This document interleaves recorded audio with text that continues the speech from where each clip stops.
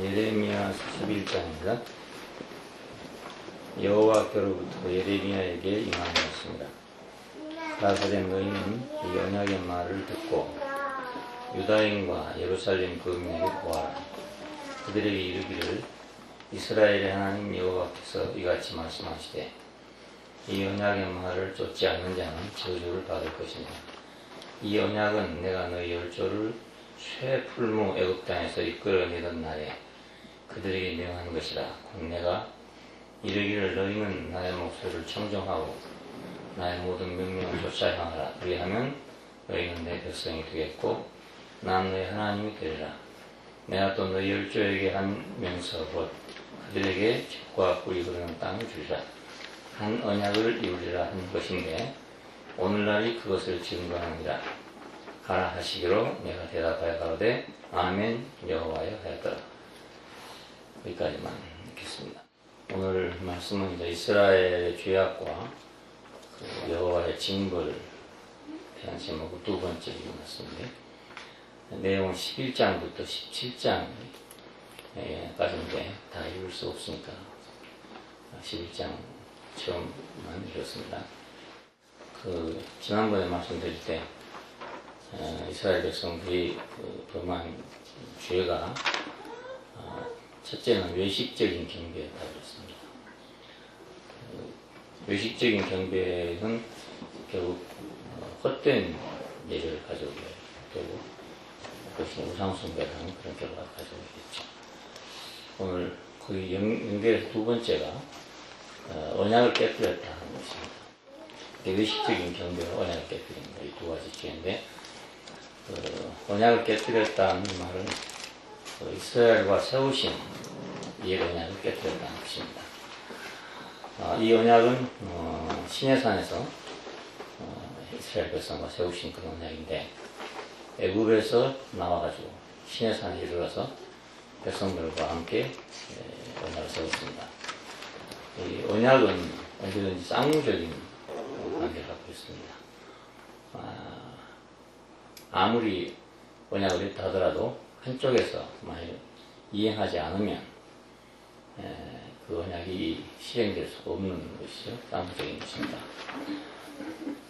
그러니까 이스라엘 백성이 만일 이 언약대로 지키면 하나님이 약속하신 그 축복이 그대로 주어져야 하지만 만일에 그것을 어기게 되면 축복 대신에 저주로 바꿔지는 그런 결과를 가져오게 됩니다. 모든 언약이 다 그렇습니다. 그래서 이 언약은 내가 너희 열조를 쇠풀무 애굽 땅에서 이끌어내던 날에 그들에게 명한 것이다. 그러니까 너희가 종되었던 곳, 바로의 노예가 되었던 바로 거기서 이끌어내 가지고 내 백성을 삼으려고 맺은 언약이다 이런 뜻입니다. 이 언약의 내용은 우리가 잘 아는 대로 10계명인데 그 처음 5계명은 1계명부터 5계명까지는 그 여호와를 섬긴다, 여호와를 공경한다 하는 대로부터 시작해서 그 하나님의 은혜에 안식해라 하는 내용입니다. 여호와는 이러이러한 분이니까 너희를 애굽 땅 종되었던 곳에서 인도하여 낸 분이다. 나 외에 다른 신이 없다. 그러니까 너희는 나를 믿고 순종하고 섬기고 그리고 내가 행한 모든 것에 대해서 감사하고 만족하고 안식하라는 것입니다. 그것이 이제 전반부에 있는 내용입니다. 두 번째 후반부의 5계명은 부모를 공경하라부터 시작해가지고 이제 이웃과의 관계에서 미덕을 지키라는 내용을 그렇게 되겠습니다. 그러니까 첫 번째 부분은 하나님을 공경하는 것으로 시작해서 하나님 안에서 안식하는 것. 두 번째 부분은 부모를 공경하는 것으로부터 시작해서 이웃들과 화목하는 것. 이런 거라고 요약할 수 있습니다. 이것이 이제 하나님과 맺은 언약인데 이것을 이스라엘이 지키지 못했다는 거죠.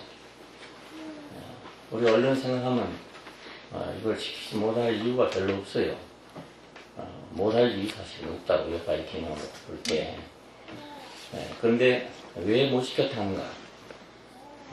바울도 말하기를 율법으로는 의롭다함을 얻을 육체가 없다. 이건 결국 율법에 실패했다는 얘기거든요. 왜 그러면 뭐 간단한 10가지 계명인데 그걸 못 지켰다는가. 그 이유는 그 표면적인 것을 못 지켰다는 뜻이 아닙니다. 예, 표면적인 건 우리 10가지 못 지킬 게 하나도 없어요. 예, 근데 본성을 바꾸지 못했다는 것입니다. 예, 그 형식은 지킬 수 있는데 그 하나님과 하나 될 수 있는 본성을 가질 수 없었다. 이게 이제 실패의 원인입니다.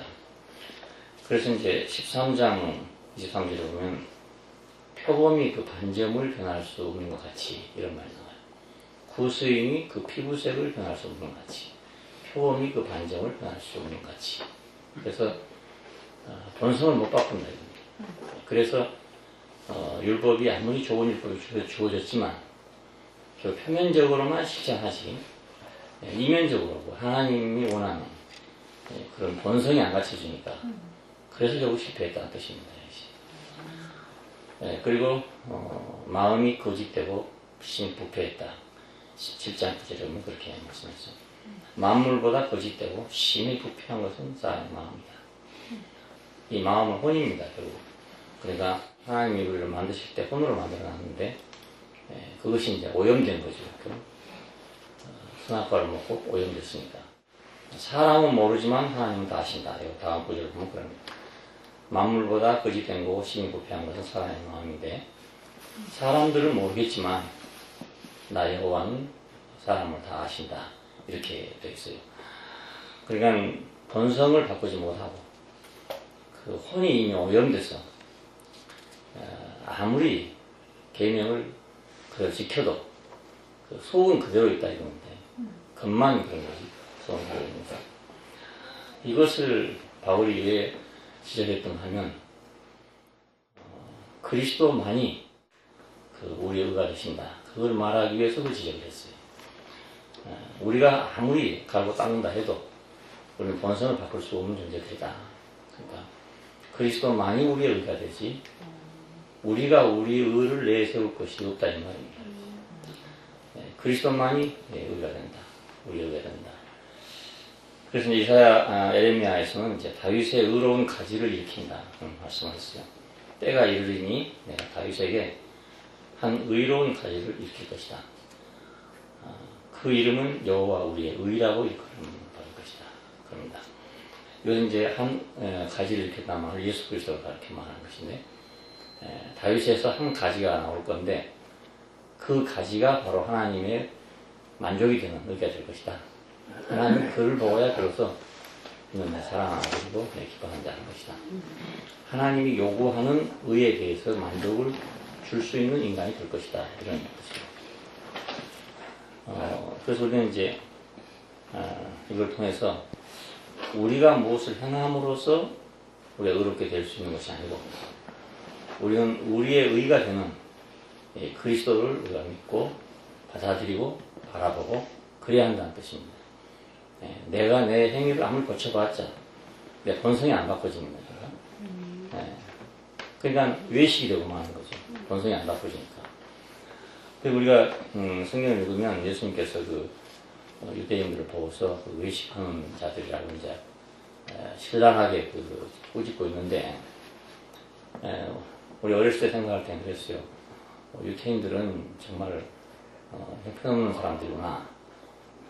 아주 외식만 하는 사람들이구나. 이렇게 생각했는데 사실은 그게 아닙니다. 그 사람들이 뭐 특별히 그렇게 일부러 외식을 하는 사람들이 아니라 본성이 바꿔지지 않고 행동만 그렇게 하니까 그것이 바로 외식이라는 뜻입니다. 미국이나 이런 데 가서 유태인들을 만나보면 다른 사람들보다 훨씬 더 점잖고 경건하고 착하고 미국서도 인정받는 사람들 아닙니까? 그 사람들이. 다른 민족은 다 인정 안 해도 유태인들만은 인정하는 겁니다. 그만큼 성실하다는 뜻이거든요. 그 사람들이. 그런데 왜 외식한다 그런가? 그건 본성과 다르다 이겁니다. 그러니까 우리가 우리 의의를 세우기 위해서 노력하면 할수록 아이러니컬하게 외식하는 사람이 되게 되는 겁니다. 그럼 안 하면 어떻게 되냐? 안 하면 야만이 되는 겁니다. 그러니까 안 할 수도 없고 할 수도 없는 거죠. 내가 만약 내 멋대로 살아버리면 나는 야만이 되고 내가 하나님의 율법을 지키고 살려고 하면 나는 외식한 사람이 되어버려요. 예, 이것이 이제 인간의 딜레마라고 할 수 있습니다.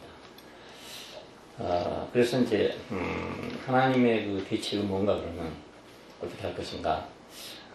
그리스도는 우리의 의가 될 수 있지만 우리의 대표자로서 우리가 하나님 앞에 설 때 보십시오, 그리스도를 보십시오, 이렇게 할 수는 있어요. 우리의 대표자로서 예수를 내놓을 수 있다 이 말입니다. 이렇게 내놓을 수 있는데 그렇다고 내가 그런 건 아니다 이 말이에요. 예, 그러니까 결국 이것만으로서는 완전 해결이 안 되죠. 예, 예수님 자신은 하나님의 의가 되지만 그리고 우리의 의가 될 수 있지만 우리는 그렇지 않기 때문에 하나님 앞에 서면 우리는 또다시 우리 자신의 문제로 다시 돌아보게 된다. 자, 그래서 이 새 언약을 주신다고 약속한 것입니다. 옛 언약 안에서는 아까 말씀드린 대로 본성을 바꿀 수 없다. 이것이 이제 결정적인 문제였잖아요. 그래서 새 언약을 준다. 예, 새 언약. 이 새 언약은 그분의 법을 가진 그 생명을 준다는 뜻입니다. 내 법을 너희 생각에 두겠다. 너희 마음속에 두겠다. 그 내 법은 뭐냐면 그분의 생명을 가진 법을 말합니다. 법을 가진 생명, 그러니까. 예를 들면 개가 짖는다는 것은 짖는 법을 가지고 있어요. 개의 생명 속에는. 예, 소가 풀을 뜯어먹는다는 것은 소의 생명 속에는 풀을 뜯어먹고 소화시킬 수 있는 법을 가지고 있습니다. 그러니까 하나님께서 하나님의 명령을 지킬 수 있는 법을 가진 생명을 우리에게 주신다면 되는 거죠. 그러니까. 예, 우리는 우리의 노력을 통해서 외식밖에 못하지만 하나님 만일에 예수 그리스도와 같이 우리가 하나님을 기쁘게 하고 섬길 수 있는 그런 법을 가진 생명을 우리에게 준다면 마치 개가 자연스럽게 짖듯이 소가 자연스럽게 풀을 뜯어먹듯이 그렇게 할 수 있다 이 말입니다. 이것이 새 언약입니다. 그러니까 이 새 언약은 옛 언약과는 전혀 다른 것입니다. 옛 언약은 우리가 실천해야 되는 문제이지만 이 새 언약은 우리가 실천하는 문제가 아니고 하나님이 우리에게 주심으로써 우리 속 생명을 바꾸는 문제니까 이건 혁명적인 문제이죠. 예, 그 평행선적인 그런 문제가 아니고 혁명적인 문제입니다. 새로운 생명을 주겠다. 이것이 이제 예레미야 31장 31절로 34절까지 있는 유명한 말입니다. 내 법을 저희 생각이 두고 저희 마음이 기억하자. 그날 이후로는 아무도 하나님을 알라고 할 필요가 없다. 왜냐하면 어린아이로부터 어린애까지 다 하나님을 알기 때문이다. 왜 그러냐면 그분이 주신 생명이 하나님을 아는 생명을 준다는 거예요. 예, 하나님을 아는 생명을 주니까 하나님을 알아라 이렇게 할 필요가 없다는 말이 되는 거예요. 그래 전혀 생명을 바꾸겠다는 약속이 새 언약입니다. 우리가 신약 그러면 예수님 오신 이후가 신약이다 했잖아요. 예수님 오신 이후가 왜 신약이냐 하면 예수님 바로 그 생명이 되기 위해서 우리 생명이 되기 위해서 왔단 말입니다. 예, 우리의 경배의 대상이나 신앙의 대상만 되려고 오신 것이 아니고 우리 생명이 되려고 왔어요. 이것이 바로 새 언약입니다. 신약입니다. 그러니까 이 신약은 구약을 생각하듯이 생각해갖고는 절대 안 되는 일입니다. 예, 구약은 쌍무적으로 하나님은 이렇게 하고 우리는 이렇게 하고 그래서 서로 계약관계입니다. 계약관계이기 때문에 어느 일반인 만일 계약을 이행하지 않을 경우에는 그것은 반대 효과를 가져오게끔 됐단 말입니다. 그래서 저주가 온 것입니다. 새 언약은 쌍무적인 게 아니에요. 그분이 우리에게 새로운 생명을 바꿔주겠다 그 말입니다. 새로운 생명을 줘주겠다. 우리가 예수님을 보내시고 그를 영접하는 자는 하나님의 자녀가 되는 권세를 줬다는 말이 그를 받아들이면 그 말입니다. 그 생명을 받아들이면 우리가 의지하는 것만이 아니고 우리가 믿음할 때는 의지한다는 개념을 많이 가지고 있잖아요. 근데 의지한다는 개념이 아니라 그를 받아들인다는 개념입니다. 이렇게 먹고 음식을 먹듯이 받아들인다는 뜻이에요. 그분을 우리가 받아들이면 정말 내 안에 받아들이면 내가 나를 그분을 받아들이려면 어떻게 하면 받아들일 수 있냐? 그럼 내가 이분은 받아들일 수가 없어요.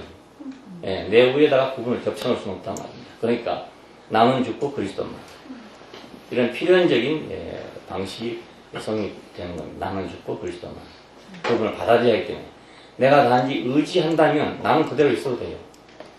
네, 내가 갑바의 부처님한테 가가지고 빈다. 그럼 나는 내가 가서 비는 거잖아요. 네, 내가 주체가 돼가지고 가서 비는 거란 말입니다. 그러면 갑바의 부처가 영험이 있으면 나한테 혜택을 준다는 거예요. 우리가 예수님에 가서 빈다, 예수님을 의지한다, 이것은 내가 혜택을 받기 위한 것이거든. 하나님을 내가 의지한다, 하나님 믿는다, 혜택을 받기 위한 것입니다.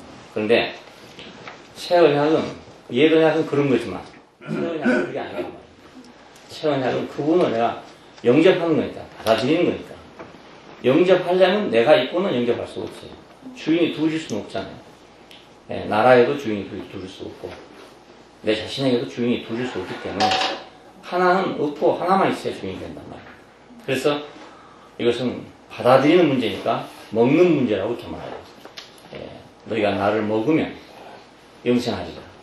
나를 먹는 자는 나로 인해 살 것이다. 라는 말씀을 하게 된 이유가 그것입니다.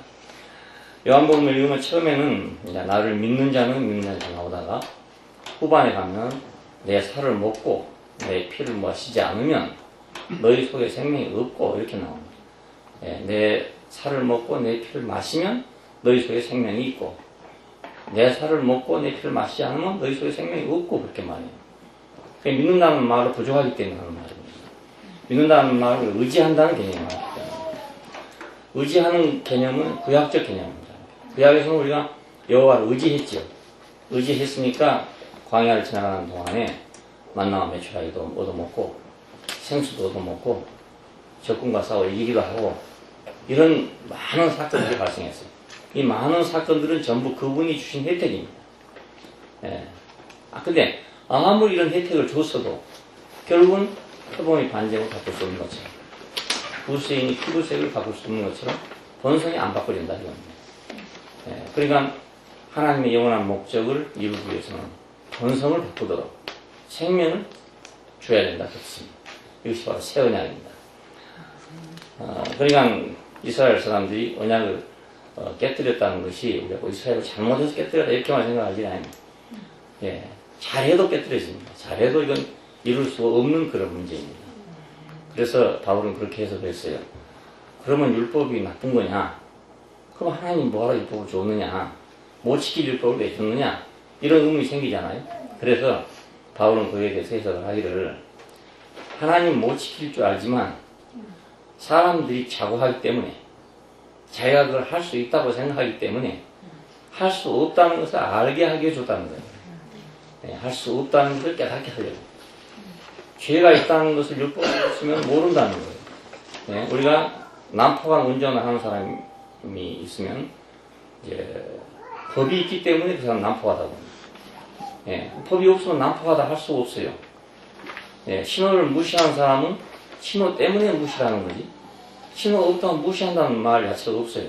그러니까 율법이 오기 전에도 죄는 있었지만 율법이 오기 전에는 죄가 있었어도 죄로 여겨지지 않았답니다. 율법이 온 후로는 죄가 죄로 여겨졌다 이겁니다. 그러니까 하나님의 율법은 왜 줬냐면 사람에게 너는 이런 사람이라는 걸 알게 하기 위해서 줬다 이겁니다. 바울은 그렇게 해석을 했습니다. 그러니까 어차피 이 언약은 깨뜨려질 수밖에 없는 언약이라고도 볼 수 있습니다. 꼭 사람이 잘못해서만이 아니고. 그러면 어떻게 하려고 했냐? 바울의 견해를 본다면 그렇게 해서 사람이 나는 쓸모가 없구나. 나는 안 되는구나. 그럴 때야만 내가 그를 받아들일 거 아니냐 그 말입니다. 네, 내가 될 수 있으면 내가 그를 받아들이겠어요. 내가 될 수 없으니까 그를 받아들여야 되는 거예요. 내가 불가능하니까. 그렇게 하려고 하나님이 하신 것이다. 이렇게 해석을 했어요. 예. 우리가 해보면 그 말이 맞습니다. 우리도 내가 할 수 있다면 굳이 내가 그분을 받아들일 필요가 없어요. 내가 할 수 없기 때문에 그를 받아들인 거란 말이에요. 이 언약을 깨뜨림에 대해서는 징벌이 나오는데 예레미야서를 읽으면 내가 이렇게 제목을 가지고 얘기하는 이유는 너무나 말이 많기 때문에 이거 일일이 다 말하려면 끝이 없어요. 또 반복돼요. 계속 그 같은 내용이 반복되기 때문에. 그래서 이제 언약을 깨뜨림에 대해서 종합해서 얘기하는 것입니다. 언약을 깨뜨렸다. 어떻게 해서 언약을 깨뜨렸냐면 우상숭배를 하기 때문에 언약을 깨뜨렸다. 왜냐하면 첫째부터 다섯째까지 개념 속에 그 주된 것이 그죠? 여호와만을 섬겨라. 나 외에 다른 신이 없다. 여호와만을 섬겨라. 이건데 우상을 숭배했다 이 말은 다른 신을 섬겼다 이 말이 됩니다. 예, 그리고 다른 것을 만들었다는 뜻이 돼요. 그리고 하나님을 자기 손으로 만들었다 이 말이 됩니다. 그러니까 우리가 하나님을 만들 수 없는데, 하나님이 우리를 만들었지 내가 하나님을 만들 수 없는데, 우상을 만든다는 말은 내가 하나님을 만든다는 뜻입니다. 예. 그러니까 이것은 결국 언약을 깨뜨리는 것 되지 않겠어요? 하나님이 만드신 피조물이 자기가 하나님을 자기 멋대로 만드니까 이것은 하나님을 모독하는 거예요. 그래서 우상 숭배라고 하는 이 죄가 이스라엘 역사 속에서 가장 큰 죄에 해당됩니다. 출애굽을 한 이후에도 물론 우상 숭배를 했습니다. 아론과 그 백성들이 금송아지를 만들어 놓고 이것이 애굽 땅에서 우리를 인도했던 신이다 이렇게 본 때가 있고, 또 가나안 땅에 들어가서 역시 또 바알을 숭배하고 했었죠. 근데 결정적으로 더 크게 이제 숭배하게 된 것은 솔로몬 시대에 솔로몬이 많은 처첩을 맞아야 되게 됐습니다. 왜냐하면 그 고려 태조 왕건처럼 여러 나라들과 외교적 관계를 갖기 위해서 정략적 결혼을 했어요. 그러니까 이방인 처첩을 많이 들어왔단 말이에요. 그 이방인 처첩들이 올 때 전부 자기들의 종교를 가지고 왔습니다. 예, 이것이 이제 결국 이스라엘 백성들이 민족적으로 우상을 숭배하는 그런 화근이 되게 됐습니다. 예. 그래가지고 공공연히 아주 산당을 짓고 공공연히 그 우상 숭배를 하는 그런 나라가 되었던 것입니다. 그러니까 이 우상 숭배에 대해서 하는 말이 바로 그런 뜻입니다. 어느 한 개인이 어떤 사람이 특별히 했다 이런 정도의 수준이 아니고 전 국민이 그냥 어디 가도 그 우상의 사당이니까 공공연히 있을 수 있는 그런 시대가 되고 말았다 합니다. 그리고 두 번째는 악한 행실을 지적합니다. 여러 가지 이제 고아와 과부를 학대한다든지 도둑질한다든지 살인한다든지 간음한다든지 이런 여러 가지 죄들이 있는데, 이러한 악행들이 모두 하나님을 노력했다 하는 내용이 이제 수없이 나오게 됩니다. 두 가지 두 가지 죄. 이것은 이제 여기서 근원합니다. 처음에 말씀드릴 때 생명의 근원 되신 여호와를 버렸다 하는 것과 하나는 터진 웅덩이를 팠다 그랬죠. 물이 고이지 않은 웅덩이를 팠다. 이것과 지금 우상 숭배와 악한 행실을 같은 것들입니다. 생명의 근원이신 여호와를 버림으로 해서 우상을 숭배하게 됐습니다. 왜냐하면 하나님을 오늘날도 마찬가지입니다. 그 생명으로 받아들이지 않고 단지 내가 의지한다든지 혜택을 입는다든지 하는 식으로 하나님을 섬기게 되면 그건 우상 숭배로 밖에 마련입니다. 왜냐하면 이스라엘 백성들이 그 애굽에서 나와가지고 광야를 지나가면서 그들은 하나님을 의지해야 됐어요. 왜냐하면 의지하지 않고 살 수가 없으니까. 의지함으로 인해서 만나도 먹고 생수도 먹고 위험한 길을 40년 걸어 살아왔습니다. 왔는데 가나안 땅에 들어가서 즉시 우상을 숭배했대요. 바알을 숭배했대요. 왜 그러냐면 가나안에 들어가니까 가나안 원주민들이 지금 팔레스타인에서 원주민들이 자기들보다 훨씬 잘 사는 거예요.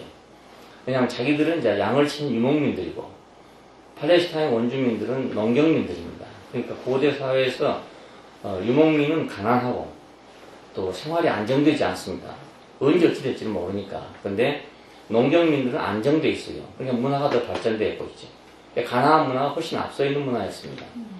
그걸 보니까 그 광야를 지나올 때 여호와가 우리를 도와서 애굽에서 나왔고 여호와가 우리를 이렇게 해줘서 이렇게 됐다고 이렇게 굳게 믿고 왔는데 가나안 땅에 와서 보니까 가나안 사람들은 더 잘 살고 있단 말이에요. 근데 뭘 신고했냐? 바알을 섬기고 있더라 이겁니다. 그래서 야 우리를 애굽에서 인도하던 신이 바로 바알이구나 이렇게 생각한 것입니다. 예. 그 만나와 메추라를 내어주던 신이 바로 바알이다 이렇게 생각한 것입니다. 그래서 바알을 숭배하게 됩니다. 바알이라는 말도 역시 신이라는 뜻입니다. 바알이니까. 그 이스라엘 하나님 여호와 그는 엘이거든요. 엘이나 아알이나 다 같은 말이에요. 그러니까 우상 숭배에 빠진 원인은 왜 빠지냐면 하나님을 단지 내가 혜택을 받을 뿐으로 그 의지할 그런 대상으로 우리가 안다면 우리는 당연히 내가 하나님 믿어가지고 병이 낫느냐 아니면 돌부처를 믿어가 병이 낫느냐고 우리는 계산할 거 아니겠습니까? 병 낫는 게 목적이니까. 그렇다면 하나님 믿어서 병 낫는다면 하나님께로 갈 것이고 돌부처를 믿어가지고 그 표현한 다음 돌부처한테 갈 거 아니에요. 예, 목적이 거기 있으니까. 그러니까 생명의 근원이신 여호와를 버리면 우리는 결국 우상숭배에 빠지게 된다. 그렇죠? 그게 같은 문제죠. 그러니까. 그 다음에 터진 웅덩이를 판 것이 이제 악이라고 했는데 이건 아무리 그 웅덩이를 파도 물이 안 고일 웅덩이를 판다는 뜻입니다. 헛된 일을 한다 이 말이거든요. 예, 그러니까 이 헛된 일, 인생의 근본적인 일을 안 하고 그 물이 빠질, 물이 터진 도가지를 만들고 있다고 말입니다. 바로 이것이 악을 행하는 결과가 됩니다. 예, 세상의 모든 악을 사람이 누가 악을 행하고 싶은 사람이 있겠어요? 아무도 악을 행하고 싶은 사람은 없습니다. 그런데 왜 악을 행하게 되냐면 바로 이 터진 웅덩이를 판다고 했죠. 예, 하나님이 주신 것을 제가 감사히 받지 않고 자기가 웅덩이를 판다. 자기 웅덩이를 판다. 예, 그러면 자기 웅덩이를 파다가 보니까 악을 행하게 되는 거죠. 예, 이번에 미국에서 지금 난리가 난 것이 어떤 젊은이가 예를 들어서 자기 애인이 변심했다 해가지고 총 들고 가서 애매한 사람들을 30명이나 죽였다. 그건 뭐냐? 그러니까 터진 웅덩이를 판 사람이죠. 예, 자기가 자기 힘으로 그 애인을 자기가 갖고 싶었는데 변심했다 이거죠. 그러니까 화가 난다고 남을 죽여버렸다 이 말입니다. 그래서 지금 한국 사람이 망신이 된 거죠. 미국에서 개망신이 되고 말았습니다. 터진 웅덩이를 판 결과가 결국 악을 향하는 결과가 됩니다. 예, 하나님은 우리가 충분히 행복할 수 있는 모든 조건을 줬는데 그걸 버리고 다른 웅덩이를 팠다는 뜻입니다.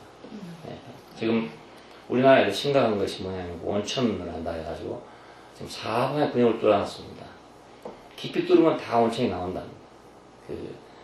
뭐 100도 이렇게는 안 나오지만 뭐 25도, 30도 이상만 되면 다 원천으로 허가 나와요. 그래 이제 하고 있는데 이게 아주 심각한 문제라더라고요. 왜냐하면 원천이라는 게 땅 밑에서 물이 그냥 오랜 세월을 거쳐가지고 뜨거워져서 이렇게 분수처럼 솟아오르는 건데 자연 원천으로 놔두면 억만 년이 가도 그대로 나온답니다. 계속 그래 나오는데 이렇게 뚫어서 파버리면 앞으로 이제 몇 천년이 돼야 다시 고일지 모른다는 거지. 예, 땅속에 걸 다 파먹어가지고. 그러니까 일본 같은 데는 이제 자연 원천이니까 저건 뭐 아무리 가도 계속 그대로 나오는 거예요. 예, 물론 옛날에 수안보 같은 자연 원천으로 나오던 데거든요. 배관 같은 데 나오는 건데 그걸 많이 써먹으려고 생각해보니까 더 파버린 거야. 예, 막 서로 경쟁해서 더 깊이 뚫어버렸어요. 그냥 깊이 들어가면 들어갈수록 조금씩 나오니까. 근데 이게 지하수가 고갈된 거죠. 지하의 그 원천수가 고갈돼 버렸으니까 이제 우리 후손들은 앞으로 이제 천년이 지나야 원천을 볼지 안 볼지 모르는 그런 형편이 되어버렸다는 거예요. 이게 국가적으로 보호를 해야 될 건데 전혀 그런 생각을 못하기 때문에 그랬다고 누가 그렇게 얘기하더라고요. 그러니까 결국 무엇인가를 억지로 하려고 그냥 흘러나온 것만 그냥 가졌으면 될 건데 솟아오른 것만 가지고 썼으면 될 건데 더 많이 쓰려고 하다 깊은 관정을 봐가지고 불을 뽑아냈는데 그 결과가 이제 후손들에게 미치게 되는 거니까 마찬가지로 사람이 하나님이 주신 것을 분수를 지나서 자기가 무엇을 더 가지라고 생각합니다. 그러면 그것이 결국 악을 행하는 결과가 되죠. 이렇게 함으로 말미암아서 결국 어떤 결과가 여호와의 율법을 무효화시켜버렸다. 있으나 없으나 소용이 없는 거 되게 만들어버렸어요. 뭐 다 안 지키니까 안 그렇습니까? 법이란 건 안 지키면 무효가 되고 말았어요. 이건 결국 여호와의 율법을 멸시하는 결과를 가져요. 그래서 하나님이 진노를 하게 됩니다. 자, 여기서 이제 징벌이 내려왔습니다. 이 징벌은 그 여호와께서 거룩하고 의로우시기 때문에 징계를 요구합니다. 이 거룩은 자기의 본성이 하나님 자신의 본성을 거룩이라고 합니다. 의란 건 뭐냐면 그분의 목표를 위한 수단입니다. 그러니까 이것을 가지고 있는 분이기 때문에 여기에 맞지 않으면 징계를 하도록 요구하게 돼 있단 말이에요. 목표를 가지고 계시니까. 하나님만의 목표가 없는 분이라면 징계도 필요 없지만 분명한 목표를 가지고 있는 분이니까 징계가 요구되는 겁니다. 예레미야는 그 백성의 완고함을 인해서 슬퍼하는 그런 예언자가 됐어요. 그래서 뭐 우는 선지자, 눈물의 선지자 이렇게 이제 얘기한 이유가 바로 그것입니다. 그래서 가뭄으로 징벌했다 이렇게 되어 있는데 이 가뭄으로 징벌했다는 게 아주 의미가 깊습니다. 언약을 깨뜨림에 대한 그 경고가 신명기에 보면 나오는데 너희가 이 법을 깨뜨리면 그 말입니다. 깨뜨리면 하늘을 닫아서 비를 내리지 아니하게 할 것이다. 그래서 땅으로 소산을 내지 않게 할 것이고, 그래서 그 땅에서 망하게 할 것이다. 이런 말이 나옵니다. 그러니까 그 계명을 지키지 않으면, 언약을 깨뜨리면 하늘을 닫아 비를 내리지 않게 하겠다. 이 말이 나와요. 얼른 생각하면 이제 뭐 물질적으로 비가 안 와서 농사가 안 된다. 이런 말이 되는 거잖아요. 그런데 이것이 이제 점점 가면서 우리에게 해석되어진 걸 보면 아주 의미가 있습니다. 이건 하늘의 공급이 끊어진다는 거거든요. 땅은 비가 안 오면 사막이 되거든요. 나는 사막이라는 게 원래부터 따로 있는 줄 알았더니 그게 아니고 비가 안 오면 사막이 되거든요. 자, 하늘의 공급이 끊어진다. 그 인생도 하늘의 공급이 끊어지면 사막화 되는 거예요. 은혜가 나한테 있고 내가 늘 은혜가 감사가 되고 하나님의 은혜로 내가 산다는 생각을 가지면 내가 윤택해지는데, 하나님의 은혜가 전혀 생각나지 않고 내가 받은 은혜가 없단 말이에요. 그렇게 생각이 되면 내 속은 점점 사막화 돼가지고 메말라지게 말이에요. 그러니까 불행한 사람과 행복한 사람의 차이는 은혜를 아느냐 모르냐의 차이입니다. 아주 간단합니다. 은혜를 아는 사람은 자기 속이 윤택해지게끔 돼요. 은혜를 모르는 사람은 사막화되게끔 돼 있어요. 그래서 아합 때에도 이제 그런 말이 나옵니다. 그 엘리야가 내가 말을 하지 않으면 수년 동안 이 땅에 우로가 그칠 것이다. 이런 말이 나옵니다. 이건 전부 다 그 하늘의 공급이 끊어진다는 뜻입니다. 땅은 공중에서 내리는 비가 없으면 사막화 되고, 인생은 하나님의 은혜가 없으면 사막화 되버리면 그 은혜가 없는 사람 누가 있겠어? 다 은혜가 있는데 하나님 말씀이 없어서 은혜를 깨닫지 못하니까. 그러니까 자기 은혜를 모르는 한은 아무리 뭐 좋은 은혜를 받았어도 소용이 없습니다. 요즘 아이들 보면은 옛날 우리 살던 때하고 비교하면 너무너무 잘 살죠. 뭐 엄청난 혜택을 받고 살지만 결코 그것이 아주 우리가 은혜로운 시대에 살고 있다고 생각하는 아이들은 아무도 없습니다. 그래서 불행하겠습니다. 우리 시대에 많이 그런 혜택을 받았다면 그건 왕자라도 그런 혜택을 못 받습니다.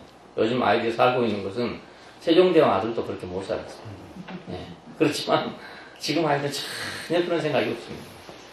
그러니까 은혜를 아느냐 모르냐 하면 그렇게 중요합니다. 하나님의 말씀이 없으면 우리는 은혜를 절대로 알 수가 없어요. 기억할 수가 없습니다. 그분의 백성을 양육하심이 끊어진다. 신명기 11장에 보면 나의 명령을 청종하고 하나님 여호와를 사랑하며 마음을 다하고 성품을 다하여 섬기며 너희 땅에 이른 비와 늦은 비를 적당히 때에 따라서 내줄 것이다. 이런 말이 나옵니다. 그 이른 비와 늦은 비를 적당히 준다는 말은 농사를 짓기 위해서 적절하게 비를 준다는 뜻입니다. 이른 비와 늦은 비. 그럼 우리 인생을 하나님께서 당신의 백성이 되게 하기 위해서 기르신다는 뜻이에요. 이것이. 곡식을 기르기 위해서 이른 비와 늦은 비가 필요한 것처럼 하나님께서 이른 비와 늦은 비로 우리를 양육하신다는 뜻인데, 너희가 이 계명을 어기면, 언약을 깨뜨리면 이 양육함이 끊어져 버린다 이것입니다. 내가 너희를 기를 수 없다 이런 말이 되는 거죠. 그러니까 하나님의 기르심에서 벗어나면 그것이 바로 저주입니다. 우리가 항상 하나님의 그 시야에 머물고 있다는 것, 그분이 지켜보는 데 있다는 것, 그분의 관리하에 있다는 것, 관심 안에 있다는 것, 이것이 세상 사람들이 생각할 때는 귀찮겠다 이렇게 생각할지 모르지만 이것처럼 복된 것이 없어요. 그분의 눈에서 벗어나 버리면, 관심에서 벗어나 버리면, 그분의 관리에서 우리가 벗어나 버리면 이건 필요 없는 종목이 된다. 이게 바로 불행이죠. 그러니까 우리가 설사 우리가 하나님으로부터 징계를 받는다 하더라도 그분의 관심 안에 있어서 받는 것은 복이지만 그분의 관심 밖에 나가버리면 내가 잘 먹고 잘 살아도 그건 저주가 않겠습니다. 그래서 다윗이 범죄하고 난 후에 나단이 와서 죄를 지적했잖아요. 그래서 무릎을 꿇었는데 어떻게 하겠냐고 이제 나단이 묻습니다. 적에게 폐주에서 도망을 치겠느냐, 아니면 온 백성이 3일 동안 언역을 앓게 하겠느냐, 뭐 이런 이제 몇 가지 벌을 놓고 이제 왕이 알아서 선택하라고 합니다. 그랬더니 다윗이 하는 말이 내가 여호와의 손에 빠지리라 이렇게 말합니다. 그것은 내가 그 적에게 내가 부끄러움을 당할 것이 아니고 내가 마저도 여호와의 손에 맡겠다 이런 뜻입니다. 내가 징벌을 받더라도 여호와의 손에서 내가 받겠다 이런 뜻이에요. 그러니까 다윗은 정말로 그 하나님을 아는 사람이었습니다. 매를 맞더라도 하나님께 맞아야지. 내가 그 이방인 그 사람들한테 내가 쫓겨다닌다든지 이런 일이 있어서는 안 되겠다. 또 무익하다 이것입니다. 그러니까 그분의 백성으로 양육받고 있다는 것이 바로 축복입니다. 오늘 우리가 새 예루살렘이 되기 위해서 그분의 백성으로 양육받고 있다는 이것이 우리 특권이에요. 세상 사람들에게 다른 점이 뭔가? 우리는 지금 새로운 백성이 되기 위해서 양육받고 있는 사람들이다. 이 새로운 백성이 된다는 것은 하나님의 거룩한 목적 안에 있는 것이거든요. 그게 중요한 문제이죠. 이것이 만약 없다면 우리는 그냥 이방인이고 이것이 만약 없다면 우리는 동물이나 마찬가지예요. 아무것도 다를 것이 전혀 없습니다. 왜 이스라엘만 이렇게 하나님께서 특별하게 이렇게 막 징계를 하고 이러는가 이런 의심도 생길 수 있잖아요. 근데 그것은 하나님의 관심 안에 있기 때문에 그렇습니다. 그 목적 안에 있기 때문에 뭐 남의 집 아이들을 때리는 사람이 뭐가 있습니까? 자기 집 아이니까 때리기도 하고 다듬기도 하고 그렇지. 남의 자식 보고 잘하나 못하나 네 알아서 해라 그렇지. 남의 자식 간섭하고 다니는 사람 없잖아요. 우리가 하나님의 관리하에 있기 때문에 그분의 관심 안에 있기 때문에 우리가 때로는 징벌을 받을 수도 있고 때로는 축복받을 수도 있고 하는 이유가 바로 거기 있습니다. 예레미야를 통해서 메시지 주셨는데 14장에 보면은 유다의 성문이 쇠해질 것이다. 그리고 귀인들이 사환들을 보내서 물을 얻고자 할지라도 얻지 못하고 빈 그릇을 바랄 것이 가져오더라 것이다. 농부들이 부끄러워서 그들의 낯을 가질 것이다. 농사가 안 된다 이 말이죠. 들에 암사슴이 새끼를 낳아서 버리고 말 것이다. 왜? 물이 없으니까. 사슴이 신의 물 찾아 발고 마치 한 말이 나오잖아. 그러니까 새끼를 낳아가지고 못 기르니까 목이 마르니까 버리고 말 거라 이 말이에요. 목초가 전혀 없어질 것이다. 이렇게 경고를 했어요. 이것들은 전부 물질적인 문제로만 우리가 보여줄 것이 아니고 다 영적인 문제도 있었습니다. 그러니까 우리가 하나님과의 언약이 깨뜨려지면 물질적인 문제보다도 사실은 영적인 문제에서 징벌이 온다는 걸 알 수 있습니다. 이스라엘 백성들은 역사적으로 물질적으로도 이런 징벌을 받았지만 그러나 그렇다고 해서 물질적인 징벌을 받지 않는 어떤 백성들은 참 축복받은 백성인가? 절대로 그렇지 않단 말이에요. 더 잘 사는 사람들이 많이 있잖아요. 여기서 예레미야의 그 슬픔이 나옵니다. 그 정치적인 상황은 그 강대국 그 바벨론에게 항복을 하고 그 살기를 구해야 할 그런 상황이었습니다. 그런데 이스라엘의 자존심, 요즘 우리나라도 그런 편이지만 예를 들면 그래가지고 이제 예레미야는 예를 들어서 항복을 해라. 가서 속국이 돼야 된다. 그래야 살아남는다. 이렇게 말하니까 내국노가 되는 거예요. 민족 반역자가 되는 거예요. 그래서 결국 예레미야는 이제 백성들로부터 핍박을 받게 됩니다. 이 핍박의 마지막이 결국 그가 죽게 되는 결과를 가지게 돼요. 그러니까 참 어려운 일이죠. 내 민족을 보고 그 다른 민족한테 항복을 해라 이렇게 할 선지자가 말하려니까 얼마나 어려운 일입니까? 일제시대 때 예를 들어서 일본이 침략에 들어왔을 때 우리 어떤 사람이 우리 일본한테 지금 항복을 해야 산다 이렇게 했으면 그건 완전히 내국노 아니었습니까? 민족 반역자. 그런데 그때 당시에 우리가 저항을 해봤자 하면 할수록 우리는 손해예요. 우리 힘이 없으니까. 3.1운 만세운동 일어나가지고 얼마나 많이 죽었습니까? 그걸로 독립이 되냐? 안 된단 말입니다. 우리는 힘이 없으니까 안 되는 거예요. 그 분명히 현실은 그래요. 그래서 아무도 그렇게 말을 할 수가 없습니다.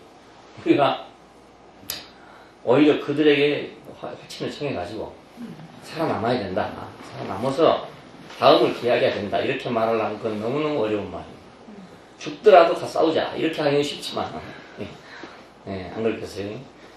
우리 목숨을 다 바쳐서 한 명이 남더라도 우리는 일본에 재앙을 해야 된다. 이렇게 말하면 누군지 애국자가 되는 거예요. 그렇지만 지금 우리는 일본에 항복을 해야 된다. 이러면 내국노가 되는 거라고. 예레미야가 바로 그런 입장에 서 있었어요.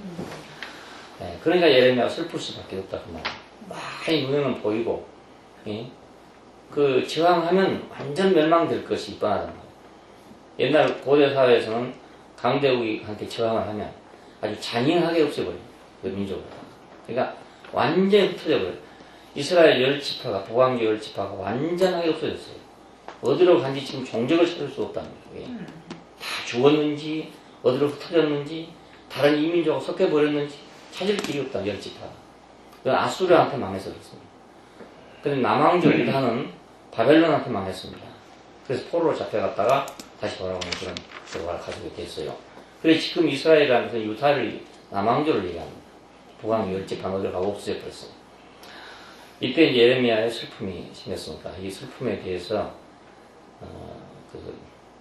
너무 슬픈 얘기가 많아서 예레미야 애가란 말이 나오는데 다음 장에 나오면 애가 나오는데 중요한 것만 고르면 여기서 이제 여호와께서 위로를 하신 격려하시는 말씀이 나오는데 첫 번째는 강건하게 내가 하겠다 하는 말이 나옵니다.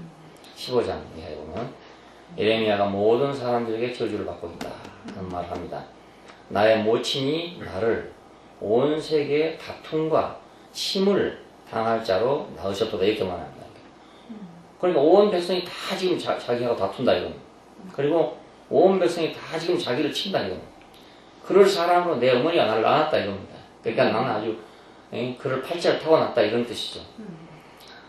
내가 꾸어준 일도 없고 가서 꾸이지도 않았는데도 불구하고 그 말은 아무 관계도 없는데도 불구하고 다 나를 저주한다 이겁니다. 내가 뭐 거래한 일이 없다 이거예요. 그러니까 그들을 내가 해한 일도 없고 내가 해를 받아본 일도 없는데도 불구하고 모두 다 자기를 저주한다 이거예요. 예수님이 바로 이런 입장이었잖아요. 뭐 누구를 해해서 그렇습니까? 관계해서 그렇습니까? 정말 까닭 없이 예수를 미워하거든요. 왜냐하면 자기들의 목적과 반대되기 때문에 그렇습니다. 이스라엘 백성들은 왕국을 세우기를 원하고 지금 메시아를 기다리고 있는데 예수님께서 와가지고는 그 왕국과는 전혀 상관없는 다른 세계를 전파하고 있으니까 그의 분노가 나고 예수를 핍박하고 죽인 것이거든요. 그러니까 예레미야도 꼭 같은 입장이 된 것입니다. 여호와께서 대답하시기를 내가 너를 강건하게 하겠다. 내가 너를 강건하게 할 것이고 너를 복을 얻게 할 것이다. 그래서 너를 해칠 자를 얻게 할 것이다. 했는데 느부갓네살 왕이 예레미야를 알았든지 예레미야의 목숨을 살려줬어요. 죽이지 않고. 그래가지고 예레미야가 살아나는데 뒤로 자기 민족한테 죽습니다. 여러분. 그리고 이제 내 앞에 세우고 내 입같이 되게 하겠다 그런 말을 하는데 핍박당하면 호소할 때 나의 고통이 계속하여 상처가 중하여 낫지 아니하면 어쩌입니까? 주께서는 내게 대하여 물이 말라서 속이는 시내 같습니다. 이렇게 말해요. 물이 말라가지고 속이는 시내 같습니다. 그렇게 하나님께 호소를 했더니 여호와께서 격려하시기를 내가 너를 내 앞에 세울 것이며 네가 천한 것에서 귀한 것을 취할 것 같으면 너는 내 입같이 될 것이다 이런 말을 했습니다. 내 앞에 세우는데 네가 천한 것에서 귀한 것을 취한다는 거만 천한 것에서 귀한 것을 취한다. 우리 인생도 그렇잖아요. 우리가 천한 곳에서 귀한 것을 취한다. 자, 부정적인 환경에서 내가 긍정적인 걸 취한다면 그런 말도 될 수 있잖아요. 모두 다 불만이라고 그러는데 내가 감사를 취한다면 우리가 하나님이 주신 것을 취한다는 것은 귀한 걸 취하는 것이거든요. 다른 사람들은 다 그 귀한 줄 모르고 있는 거잖아요. 하나님 주신 건 아무 귀한 거 없고 자기가 만든 것만 귀하다고 생각하고 있는 세상입니다. 그런데 내가 다른 사람이 취하다고 생각한 그 속에서 나는 귀한 것을 취했단 말입니다. 마치 진주장사가 진주 하나를 파는 것처럼 또 밭에 묻힌 포화를 발견한 사람처럼 남이 모르는 하나님의 은혜를 내가 발견했단 말이에요. 그러면 천한 데서 귀한 걸 뽑고 내가 찾은 사람 아닙니까? 그렇게 되면 내가 너를 내 앞에 세울 것이고 내 입과 같이 하겠다. 선지자는 누군가, 하나님의 말씀을 전하는 사람 누군가면 바로 천한 데서 귀한 것을 찾은 사람이죠. 천한 데서 부정적인 데서 긍정적인 걸 찾아낸 사람입니다. 세상은 전부 다 원망이잖아요. 하나님께 대해 불만입니다. 불만 속에서 감사를 찾아내는 사람이에요. 그 사람이 하나님의 입이 되는 사람이에요. 우리가 부정적인 요소 속에서 긍정적인 요소를 찾아낸다는 것은 세상에서도 참 중요해요. 세상 사는데도 딴 사람 다 부정적으로 생각하는데 거기서 긍정적인 것을 취한 사람이 있습니다. 그런 사람이 성공한 사람이에요. 네. 딴 사람 다 망한다는데 성공한 사람이 있어요.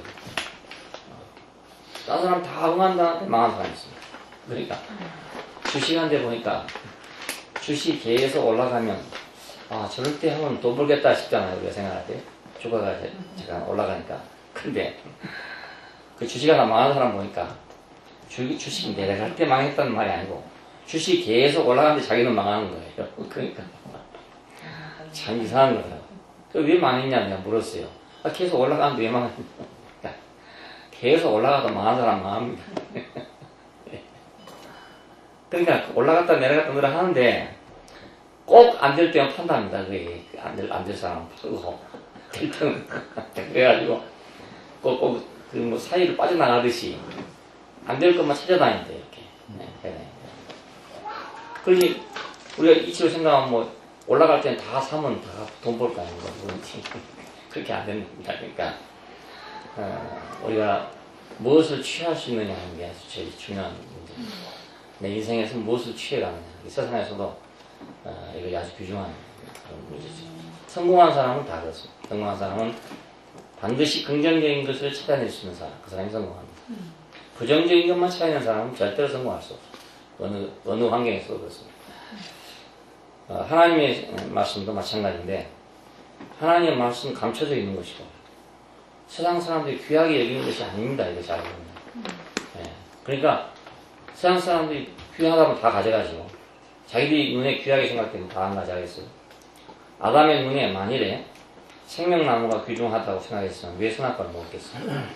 선악과가 보니까 먹음직도 하고 보암직도 하고 지혜롭게 할 만큼 탐스럽기도 하니까 먹었죠. 네. 그러니까 눈에 뭐가 보이냐 이 문제입니다. 결국.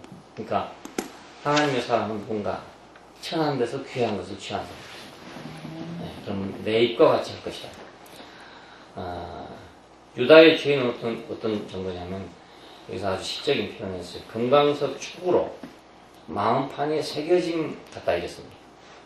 네, 금강석 축으로 마음판에 새겼으니까 얼마나 예리하게 깊이 새겨놨다는 뜻입니까? 여러분? 그렇게 했을지라도 여호와는 자신의 법을 또 그들의 마음에 새기겠다. 이렇게 약속합니다. 그러니까 내 법을 저희 생각에 두고 저희 마음에 기록하리라 하는 이 말씀은 어디에서 나온 말이냐면 유다의 죄가 금강석 촉으로 마음판에 새겨짐 같다 하는 그 말하고 대칭되는 말이에요. 예, 죄가 그렇게 새겨졌다면 나는 내 법을 저희들 속에 새기겠다. 이런 말이에요. 유다의 죄는 금강석 끝 철필로 기록되되 그들의 마음판과 그들의 단뿔에 적을 것이다. 이렇게 표현해서 그만큼 아주 깊이 박혀있다. 이런 새 언약은 뭐냐? 내가 나의 법을 그들의 속에 두며 그 마음에 내가 기록하겠다. 그러니까 죄가 그만큼 깊게 펴져 갖고 새겨져 있다면 새로운 생명도 그만큼 깊이 새겨져야 그게 남지.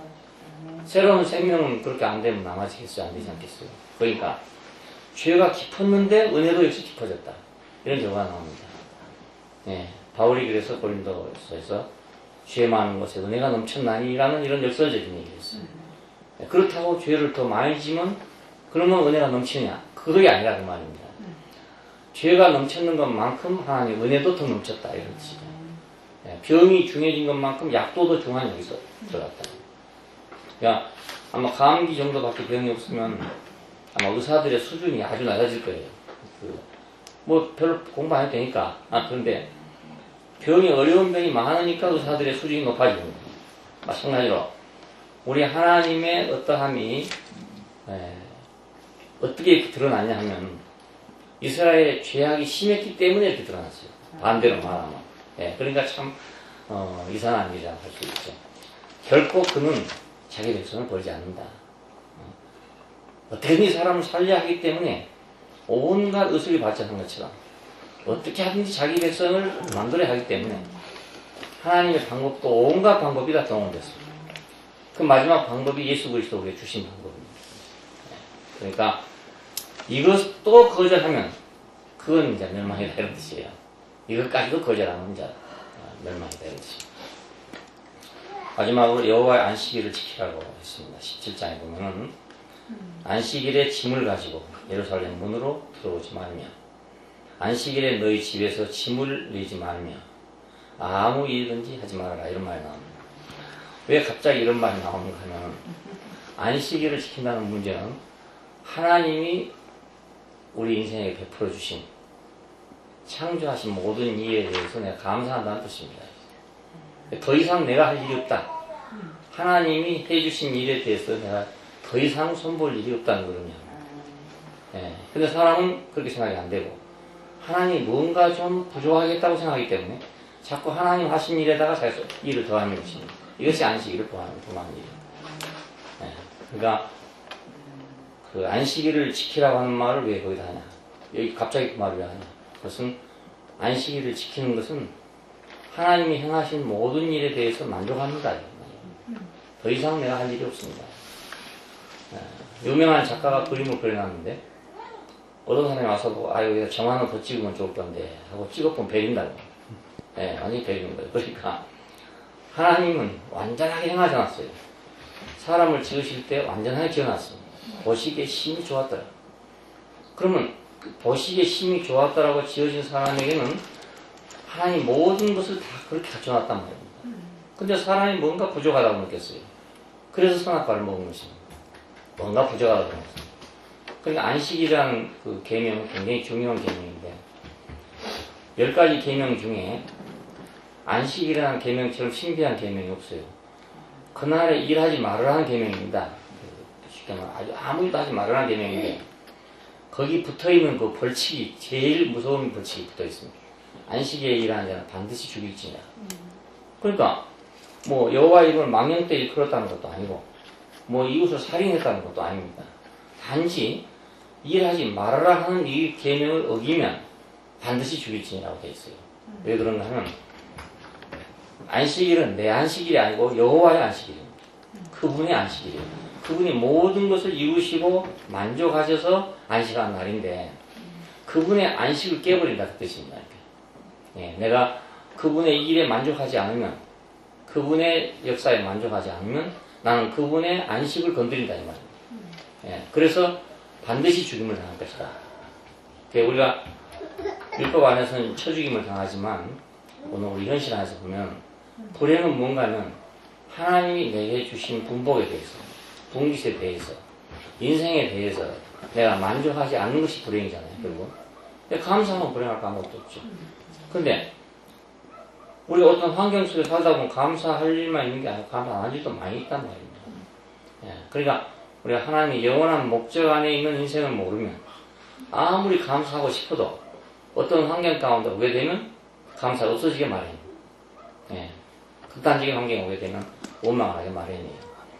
하나님이 인생에 두신 신선하고도 영원한 목적 안에 있을 때만 우리는 모든 일에 감사가 된다. 범사에 감사해야 됩니다.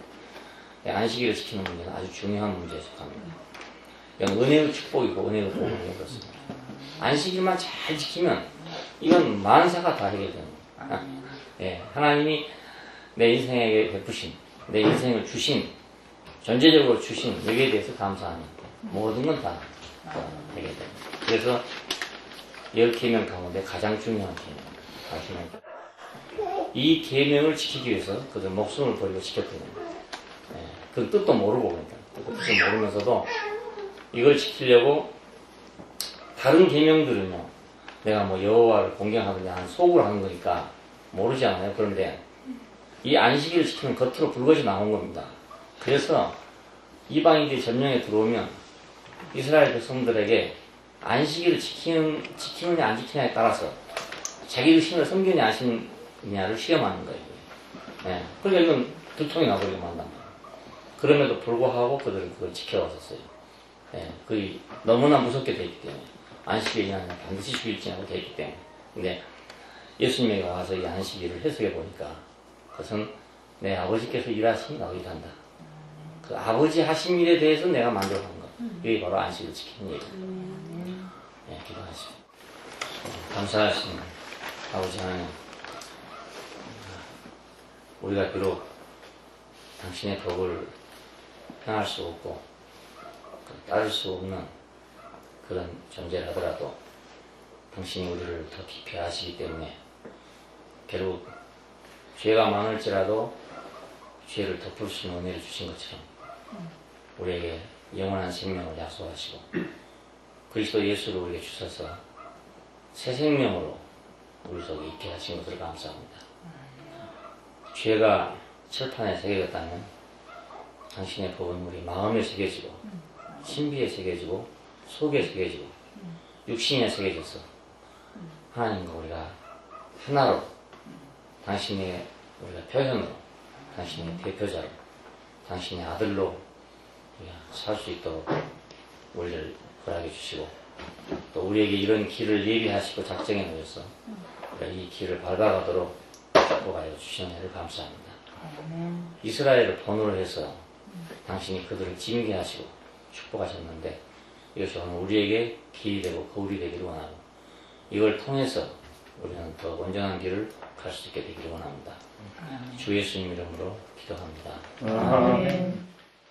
사막에 샘이 넘쳐 흐르리라 사막에 꽃이 피어 향내리라 주님이 다스릴 그 나라에 오면 낙원을 보게 되리라 사자들이 어린 양으로 변하고 모든 만들 주께 엎드릴 참사랑과 승리의 그 나라를 이제 속히 보리라 사막의 숲이 우거지리라 사막의 모든 새들 노래하리라 주님이 다스릴 그 나라에 오면 예루살렘 보게 되리라 생명가가 12가시를 맺히고 풍성하게 잔치 나누는 참사랑과 기쁨의 그 나라를 이제 속히 보리라